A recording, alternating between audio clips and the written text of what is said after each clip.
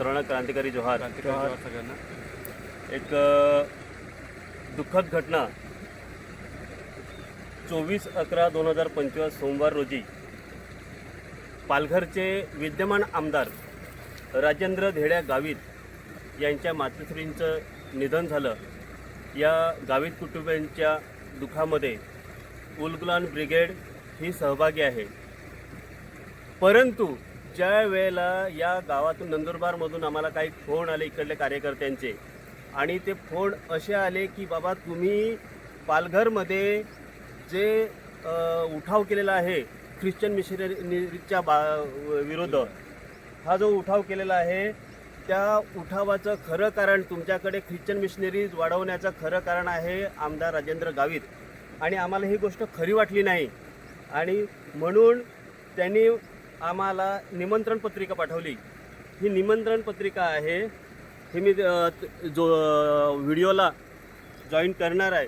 परंतु तरीही मला ते माझ्यावर त्याच्यावर विश्वास बसला नाही, कारण की पालघर जिल्ह्यातील ज्या पालघर विधानसभामधून राजेंद्र धेड्या गावित हे निवडून येतात, ते आमदार झाले, खासदार झाले, राज्यमंत्री झाले, तो बहुसंख्य भाग हा आदिवासी आणि हिंदू धर्माचा असल्याने तेथे ख्रिश्चन मिशनरीज कसे काय त्यांना निवडून देऊ शकतात मूठभर असलेले. परंतु आज ज्या पद्धतीने पालघर जिल्ह्यामध्ये ख्रिश्चन लोकांचे जे अनेक केंद्र जी दिवसेंदिवस उभारली जातात, त्याला खतपाणी कोण घालत असेल तर राजेंद्र गावित. आणि म्हणून आम्ही गावी आलो, इथे सगळ्या गावांना व्हिजिट दिली आणि त्यांच्या मातोश्रीला इथे त्यांचं दर्शन घ्यायला आले. पहा, स्वर्गीय बेटकीबाई धेड्या गावित, बेटकीबाई धेड्या गावित, जय ख्रिस्त. 24/11/25. मृत्यू 24/11/2025.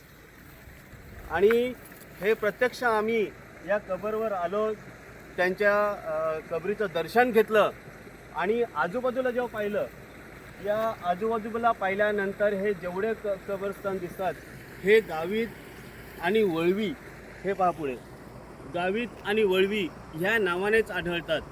आज राजेंद्र गावित हे विद्यमान आमदार हे आदिवासी अनुसूचित जमातीच्या राखीव सीट आहे म्हणून निवडून आलेले आहेत आणि म्हणून आमदार झालेले आहेत. आणि ते स्वतःला ख्रिश्चन मानतात, त्यांचं कुटुंबीय हे सर्व ख्रिश्चन आहेत. आणि जर ते अशा प्रकारे ख्रिश्चन धर्म जर पाळत असतील तर आदिवासी राखीव सीटवर ते का निवडणूक लढतात? आणि त्यांना हे आदिवासी हा रूढी प्रथा जपणारा आहे, संस्कृती जपणारा हा आदिवासी समाज कसा निवडून देतोय? हिंदू लोक कसे निवडून देतात?